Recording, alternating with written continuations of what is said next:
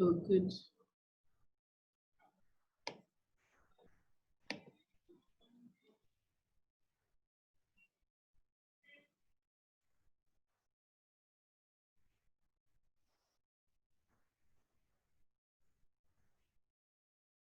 Okay, Alexis.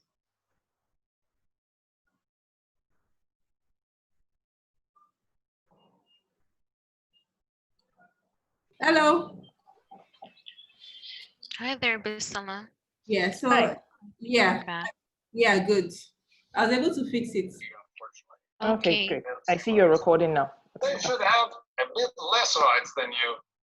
I'm not saying they should. Even though the hoax virus lockdown was. I think I can hear someone's TV. Do you have the organizer? Are you assigned organizer, Alexis? Pardon me? Are you assigned organizer? I'm sorry, I don't know what that means. Oh, like if you become the organizer or host, you can mute people if needed. Oh no, I think Priscilla can back. do that. Okay. Okay. Yeah, so please go ahead. I'll be muting them on my end. Oh, okay, cool. So hi everyone. My name is Alexius. Nice to meet all of you virtually. I turned on my camera so you guys can put a face to the name. So yeah, this is my first time joining this platform, and thank you, Bisola, for inviting me, and thank you all for having me. So what we're basically talking about today is what my journey to Salesforce CRM, and I mean it's a very long story, but I'll try to keep it as brief and interesting as possible. And I mean, I'm happy to take questions at the end of my rant, basically.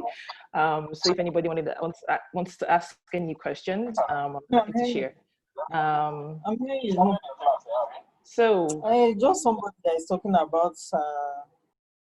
I think I'm hearing voices. Anyways, so like Bisola mentioned in the caption, I have a bachelor's degree in food science and technology from a university in Ghana.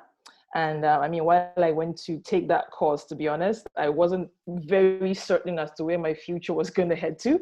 But all I know was that I was very excited about the fact that I was going to be learning new stuff. So yeah, food science and technology was like a new avenue for me. I had a 4-year degree course in that. And afterwards, I sort of dabbled into, marketing, the marketing side of things. I wanted to go into like brand communication and marketing. And I did my NYSC at Nestle at the time. I really, really enjoyed the job. It was really great. It was interesting. I met very nice people who I'm still in connections with today. And I thought my career was going to sort of, go in that direction because, that was where I was headed. But after I left Nestle, the Nigerian situation, I came back to Nigeria, obviously did NYSC and then tried to get into the industry.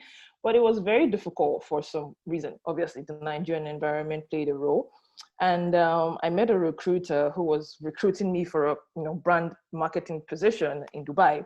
And for some reason, that job didn't go through. And he said, "Hey, I feel you have good skills in recruitment. Why don't you join my team?" And I'm like, "I've never done recruitment in my life. What do you mean about, what do you mean I should join your team?" And he's like, "Oh, we'll train you, we'll give you the necessary resources and blah, blah, blah." I was like, okay, cool. I mean, there wasn't any job at the time, so I couldn't be picky or selective. So I took the job. I became a recruiter for 2 years. And while I was, doing that role, it was very interesting. Obviously, I got to meet a lot of people. I got to learn new skills, but I just didn't have any sort of fulfillment as to, this isn't what I wanted to do for the rest of my life.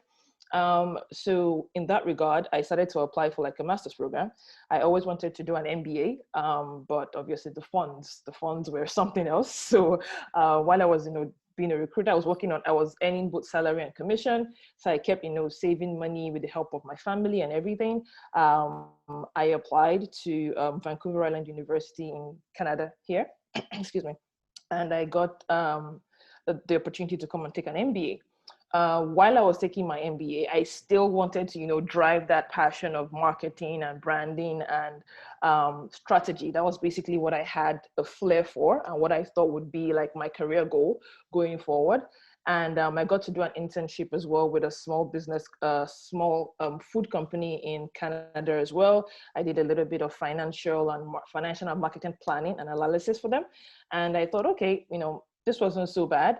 But let's see if I could, keep pushing this. And after my internship with the program, it was very difficult getting a job, even here in Canada, because obviously, you have that Nigerian experience, and for some reason, it doesn't necessarily translate into like, the Canada workforce. So while I was still job hunting for the exact job I wanted to do for the rest of my life, I started to work with Bell, the telecommunications company here, and I was doing customer service and customer support.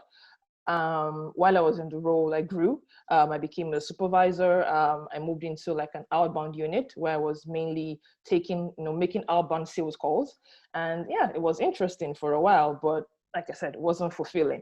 So after 2 years on the job as well, I moved back to Nigeria for a while. I got married, so I moved back to Nigeria, and I was in Nigeria I planned to stay for 2 or 3 months, and I ended up staying for about 6 or 7 for some reason. And while I was in Nigeria, before I came back, I was like, okay, since I've quit my job, this is the right time to put everything into perspective, into focus. What exactly is it that I want to do? I need to start applying for jobs that are within my career line and career goal. So obviously I took to LinkedIn, Indeed.ca, all the job platforms that are available in Canada, and I started to apply. But one thing I kept seeing was, how you have job descriptions and then you have good to haves, like requirements and stuff. And they kept saying things like, oh, experience with Salesforce is an asset. I saw that in like, if I applied to 10 jobs, I saw it in like 8 of them. And I was like, well, I've heard about Salesforce before. I think Nestle used it at some point. And I'm like, yeah, what's this whole Salesforce talk? What's this about? And I started to, sort of do my investigation. Just to read up about it, know what Salesforce is about. Obviously, how, you get to tweak your resume to sort of align with the goals that are being, or the objectives that are being required by the job you're applying for. And I just couldn't fit Salesforce anywhere. Like, even if I wanted to lie for some reason, I just couldn't fit it in. So I said, why don't I learn about this tool? And if I can learn about it, then I can talk about it. And if I can talk about it, I probably can get a job with it. Like I could, use that to sort of, push myself basically. And when I started to learn about Salesforce, a lot of things stood out for me. The first thing that stood out for me was the free platform. Like Salesforce has a free online learning platform where you could learn how to be an administrator. You could learn how to be a developer. You could learn how to be like even a sales manager within a sales organization could use Salesforce. I don't know if you're all familiar with the platform, but Salesforce in itself is a customer relationship management tool. That's a very big statement or big grammar for an Excel sheet, basically. So like an Excel sheet or a Google sheet where you have data that's stored. And data can go from the name of somebody, the name of a customer, to like, their buying preferences, their location, their geographic location, things like that, where you can store all that information and use that information to drive, your strategy, your planning, and all the other things that drive a business, basically. So when I started to learn about Salesforce, all of those aspects were very interesting to me in the fact that obviously it was, like I said, free. There are very, very few platforms that are that big that are free. And like Bisola mentioned in the caption, it was like a light bulb moment just went off at that point, because like I said, I always wanted to do brand marketing, but even within my journey, like I have a technology background, not necessarily tech, but like food technology. So I was always familiar with sciences and things like that, and how like computers worked and how industries worked. And when I came across Salesforce, it basically became, hey, this opens a new avenue to business. Like I always, enjoyed whenever, companies would be talking about strategy and process improvement and business goals. And in as much as I liked marketing, the only thing that made me enjoy marketing was the whole strategy behind it. And the only way you can drive strategy is through data, right? And then I started to, learn about Salesforce on this free platform, like I said. And as opposed to learning as a front-end user, meaning learning as maybe a marketing person, how a marketing person would use Salesforce to, you know, manage and manipulate data, I started to learn it from the back end, meaning as an administrator. How do I use all of this information that's being stored in Salesforce? How do I configure the system? How do I learn about processes? How do I learn about integration? So when I mean integration, like how do you connect like Google Sheets, for example, or like an Excel sheet to Salesforce? How do you connect all these other like data manipulation tools to Salesforce to drive businesses? And it was interesting to learn. The instruction guide, the reading material, the quizzes at the end of it, the fact that you could end points, the fact that you could you know, build a profile that everybody could see and you can share with like, you know, employers to let them know that, oh, this is the background that you have, or this is, you know, something that you've done, was all amazing to me. And I keep saying this, it was free. Like there are instructor-led programs, meaning that you could take instructor-led courses and pay for them through Trailhead, which is Salesforce's learning platform.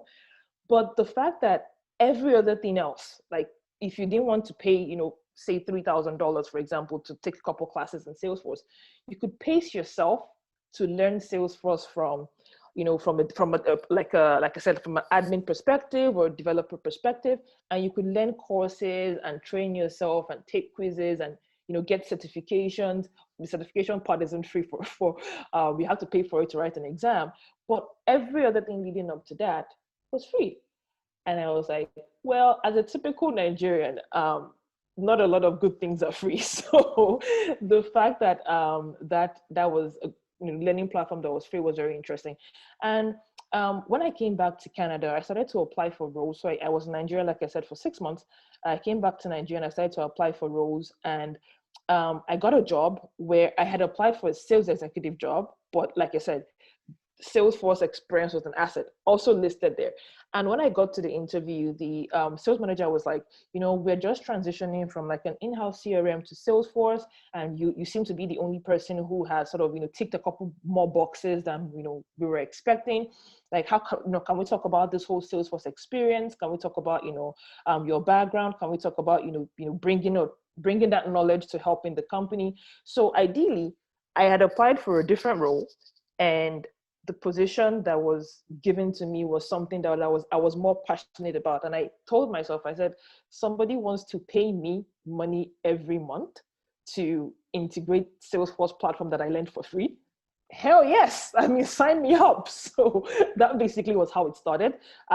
This industry that I joined was a real estate technology company. Basically what they did was they sold websites for real estate agents in Canada and the US. So they weren't particularly like a, you know, tech company like IBM or Microsoft, but they were dealing in like software as a service as their product, right? So with that being said, I was like, okay, this is a good way for me to learn Salesforce from scratch, because these people haven't actually started to use Salesforce like other, you know, advanced companies. So I started to, you know, learn as I was working, because I had like a live environment to work with. It was a relatively small team. Given that it was a relatively small team, it was also a good learning process for me. So I was learning how to, you know, configure users, set up users, assign licenses, deactivate users, give users permissions, you know, basic stuff, and then, you know, create reports for like the sales manager and the CEO. So basically with those reports that we're creating, we're able to see, okay, how many new users signed up in, say, January to in the first quarter of the year, how many of them were, you know, from this region, or were from the States, or were from Canada. And with all that information, just that little bit I was doing, the company was able to draw, you know, make plans, you know, develop, like, help with your financial analysis and planning, basically all from, you know, Salesforce and the information it was gathering. And I was super impressed. And basically it's like that was the sort of takeoff point for me. And from there I just started to, you know, dive into, you know, Salesforce as a tool. I took a certification course as a Salesforce admin. I got that through, and then I started to apply for even to bigger companies, because I felt, okay, now is the time to, take this to a bigger level. And afterwards, I worked for that company for about 10 months, and I applied to various other companies as well. And then I got a position with Hootsuite, where I also work as a system administrator / Salesforce admin for them. And Hootsuite is a different company because it's bigger.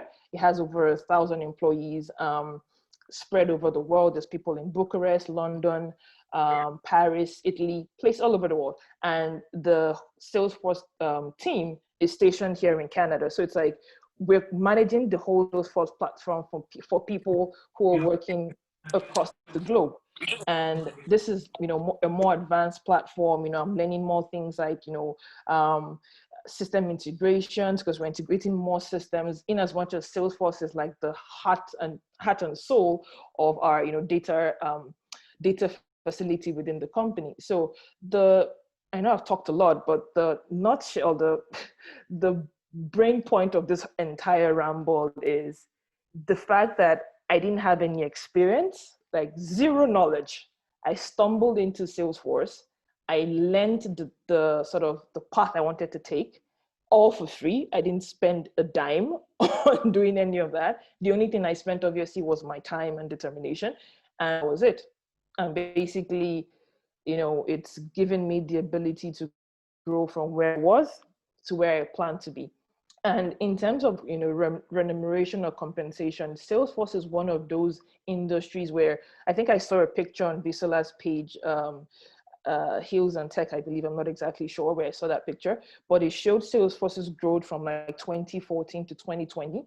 And in 2021, this company that was projecting, returns of about 4 billion 6 years ago is going to 21 billion right now. And the industry is still unsaturated, meaning there's still room for people to, go into these industries. The reason why I say this is because every industry in the world, be it finance, be it the health sector, be it transportation, logistics, everywhere, are all able to use Salesforce. So it doesn't even matter if like the industry you're going into is like like I said, banking or transport or logistics and supply chain.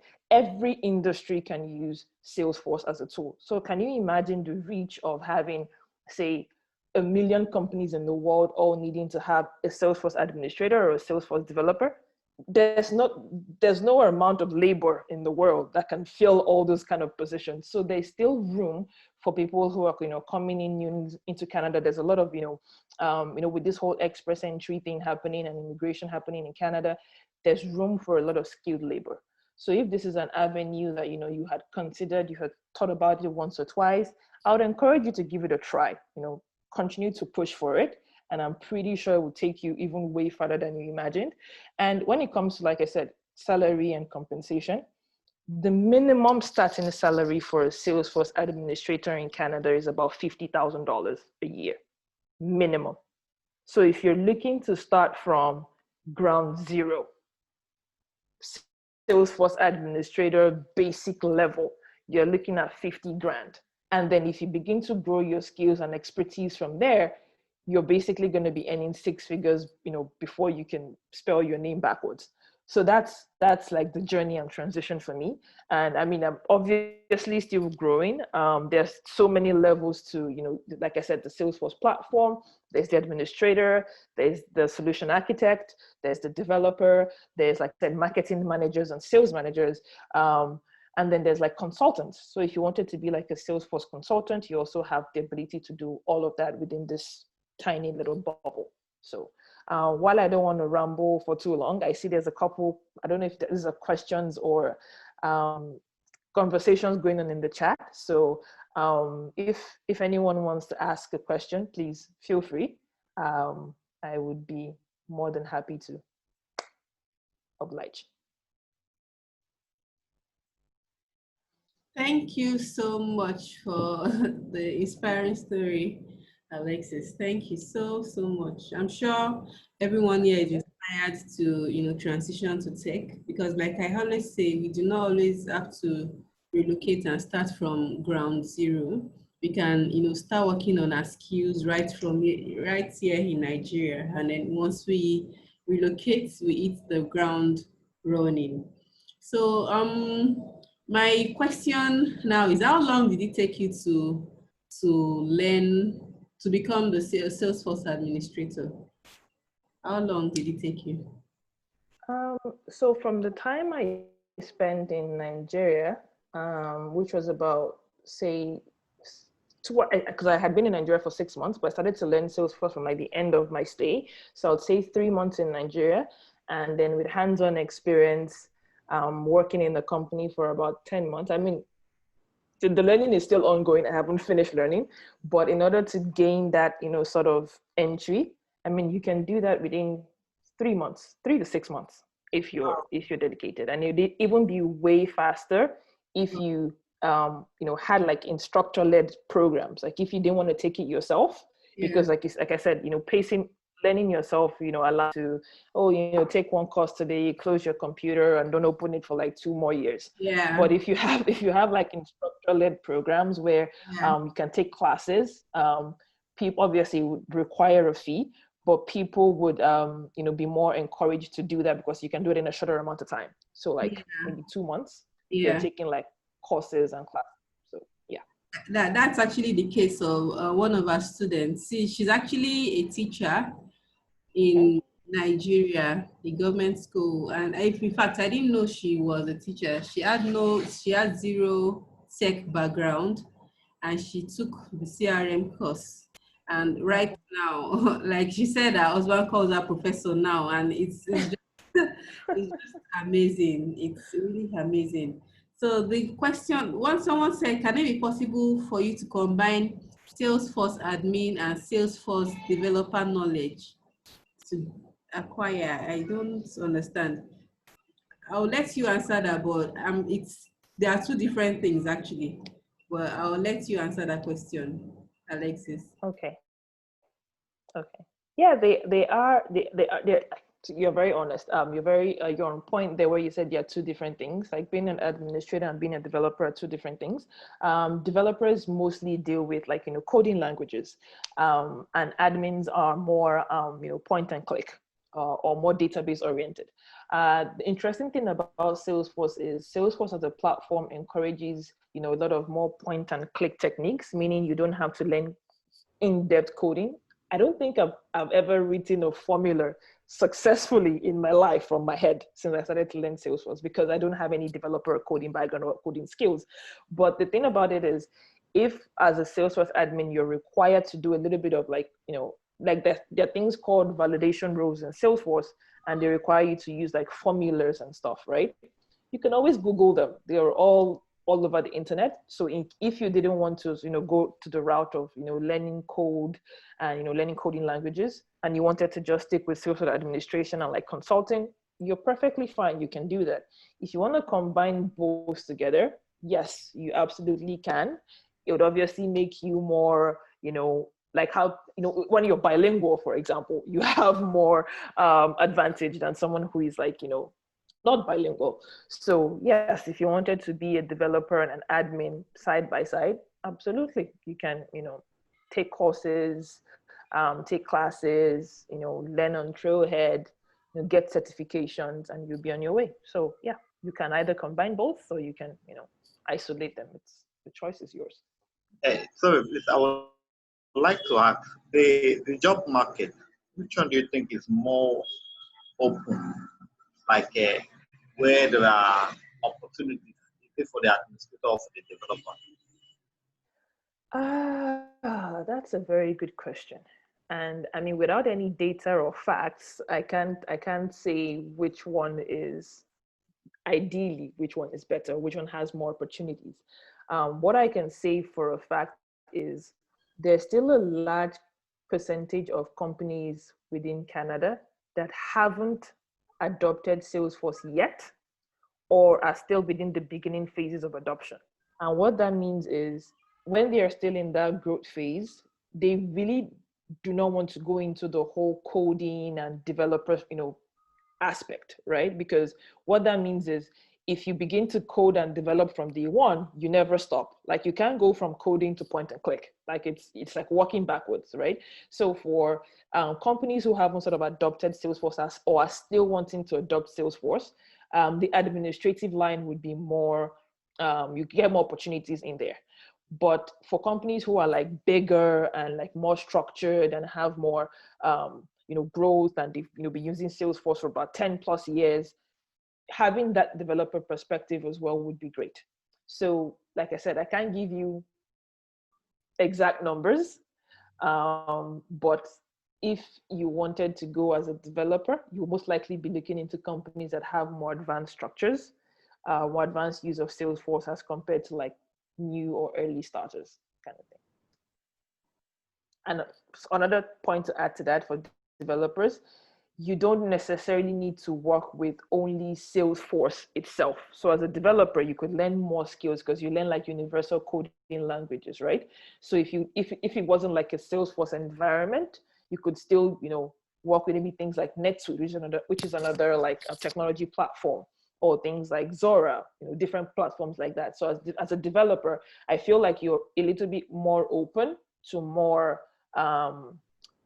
tools and forms of technology, basically, as compared to just being a Salesforce admin, because Salesforce admin, you work with the Salesforce platform. So if you look at it from that aspect, you can pick and choose, basically. I don't know if that answers your question, but Yes, thank you very much. no Okay, so worries. I have a question. Someone said, are there remote jobs for Salesforce admin that one can participate from here in Nigeria? Because I know that you are in British Columbia, and then another of your colleague is in Ontario. So how do you guys Yes. manage that? I mean, with the new life that we've all been, COVID-19, a lot of companies have begun to adopt like remote. For instance, like you mentioned, one of my colleagues is in Ontario. I'm in BC. A couple of my other colleagues are even out of Canada. So remote work is very, very possible within the Salesforce, industry and realm. And within the technology, let me just put that in a broader range, within technology itself, because with technology you can do anything. I mean, we're talking right now from different parts of the world, so that should tell you something, right?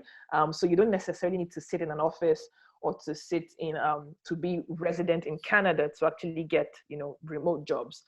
I haven't been on the job market for a while, so I haven't been looking to see what's out there.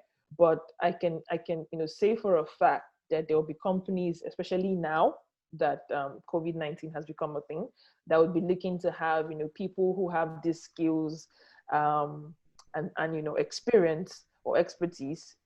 Even if you live on the moon, as long as you can deliver, we can have Zoom calls like this with your members of your team and stuff like that. Yeah, it's 100% possible. So remote work is the new future.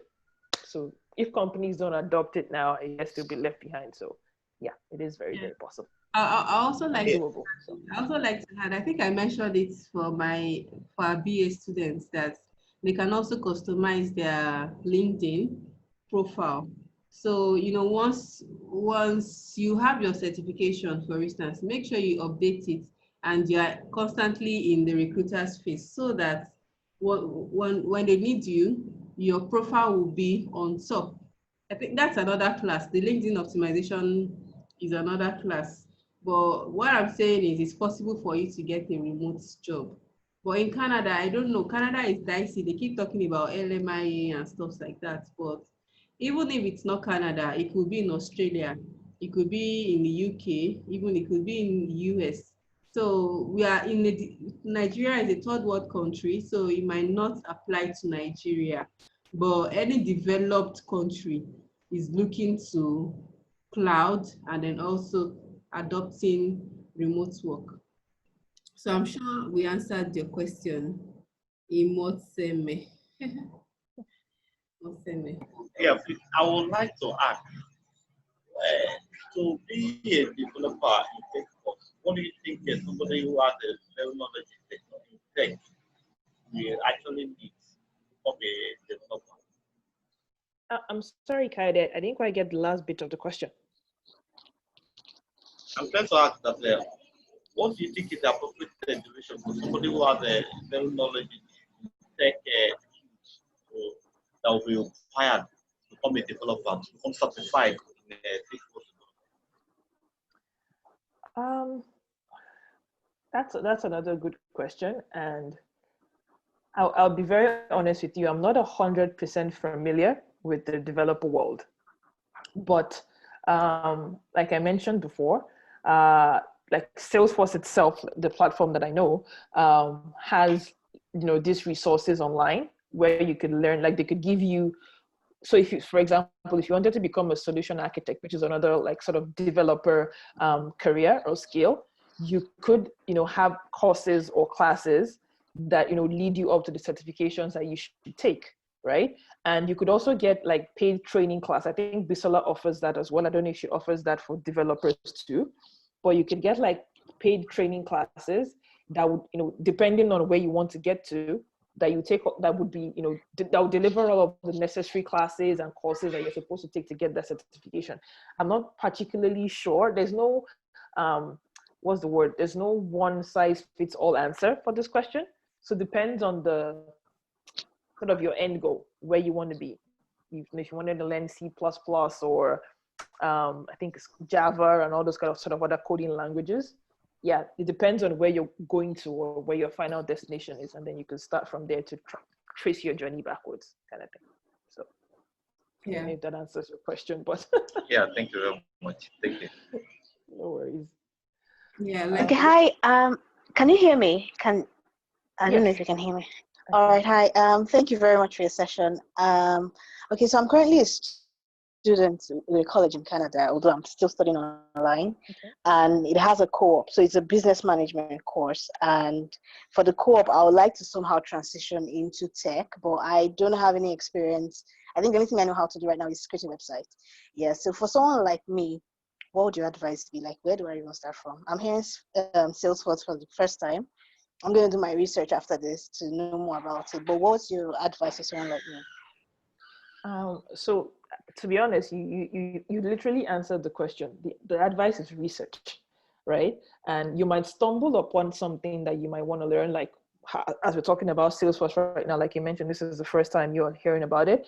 Afterwards, you could do that research to, ask more questions if this is the right path for you to take. But the word tech is a very broad statement, right? There's like business analysts, they all fall under the tech realm, right? There's, like Kayade mentioned, there's coding, there's the developers, there's Salesforce administrators, there are database administrators. So there isn't a job called tech. Like there's no tech job, right? It depends on what industry or what line you would like to take. Now that you're in school, you can look at the courses that you enjoy taking. A lot of people that want to become business analysts, already enjoy, taking like, finance courses or courses that have to do with database management and administration, things like that. So you can use that as a sort of like benchmark or a guide to know, okay, I enjoy taking management courses or even HR management, for example. Those are things you enjoy taking in school, right? And then you can turn that into like a career goal or a career path for yourself. But like you mentioned, the key thing is research. This conversation is part of research. If you hadn't heard about Salesforce today, you probably wouldn't, want to go look into it afterwards, right? So ask questions, talk to people that are already, in the industry, people that have experience. I'm happy to share knowledge and experience if Bisola allows, give her information to share with, all of you. And ask questions, weigh your pros and cons, and, think about your 3 to 5 year goal. Where do you want to see yourself? And or how much do you want to be making? People always ask that question, but never ask how much you want to be making. So if you want to be making like 6 figures in the next 5 years, there are certain industries that can pay you that much, right? And there are certain industries that do not. So you can use that as a sort of guiding tool towards the goal. Thank you so much. Pleasure. Okay, so I have a question here. She sent it privately. So she said she's trying to transition also. She just graduated, but she's trying to learn digital marketing on her own from YouTube, and that she doesn't even understand. She's supposed to learn SEO, SEM, or data analytics, content marketing, social. Like there's so much. So here is the thing. there's so much information online, especially Google. There's really all the informations there are free. That's number one. Then digital marketing is very broad. That's number two. Just like technology too is very broad. Like I said earlier in my post, we offer tech courses on use and tech, which are paid and then sometimes free, but the courses will be non-technical courses. There are platforms where they teach how to code. Me, I don't do that. And that's because I created the platform because I know so many people want to do tech, but they don't like coding. Me too, I do not like coding at all. But when it's to sell the technology platform, yeah, there are some people, tech companies hire sales people, and that's the truth because it's a product just like food. So if you are good with sales, why not navigate to tech? Sorry, why not navigate to the sales department in the tech industry? So she is confused and she doesn't even know if she should learn SEO or affiliate marketing. Get a mentor in that particular field you want to go. Then number two, we had a guest 2 weeks ago. She said you should go where the domain. You should be a domain expert. Don't be a generalist. Companies will pay Alexis more for being a Salesforce admin than just being a generalist.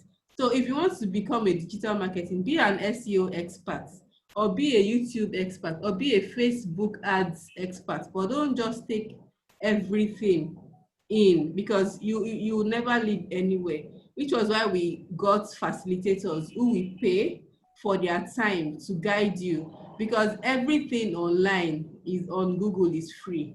But if you want to move faster, you can register for our paid courses. In fact, it would help with your accountability. You can't tell me that you don't want to miss class because by the time you think about the costs that you paid your facilitator, you would not want to waste your money. So you would want to finish by force, by fire. That's number one. Then number two is to just help your career growth faster. So that's my advice for the person. So another question, Alex, is here because some people are sending me messages privately. Is that she's saying she's a mother, she doesn't have time. And from your conversation, you just got married. Do you think she'll be able to learn it if she registers? How challenging is it? So to be honest, the answer to this question is whatever you set your mind to, you achieve, right? I've seen people who, I mean, I don't have a kid yet, so I wouldn't say that there's a lot taking up a lot of my time, but I've seen people who have, 2 kids, 3 kids that juggle, school and work. It's obviously not easy, but like I mentioned, whatever you set your mind to, you can do it. It's all about pacing yourself. It's all about, I think we have less than a minute left. I don't know if this cuts off or, okay. Yeah. But yeah, just to wrap this up, it's all about pacing yourself, knowing your limits and knowing what you're determined to achieve. That's it. So that's a simple trick. I can't tell you it's going to take you 6 months, it's going to take you 2 years, but if you devote the time and you outline, list your outcomes, what you want to achieve, you can work towards it little by little, step by step. So, I mean, getting married, being a mom, and having a career, it's all doable if you want to. That's how I like to put it. Yeah, thank you so much, Alexis. Then final question before we go. The question is, what is the starting point on Trailhead for a Salesforce admin, like the first video and all that? Hi, Mobola. You can register for a paid course. Register for a paid course. You can just go to Google and, There are a lot of young people who... Yeah, hi, Bisola. Hi. These 2 more questions. Okay. To put forward. I just wanted to know, I know sometimes you advise that I do something on CRM, seeing my background and then haven't done a training in business analysis. So I just wanted to know the link. I thought perhaps you have something to say about it. Okay. We don't have time. Hey, we have a minute. We have less than 1 minute left. Okay, yes. Yeah. So you've learned business analysis, but if you Yeah. want to streamline your experience, you can become a business analyst for Salesforce CRM. I'm sure Alexis knows about business analysts. Can you speak a little on that? Yeah, that's you're spot on.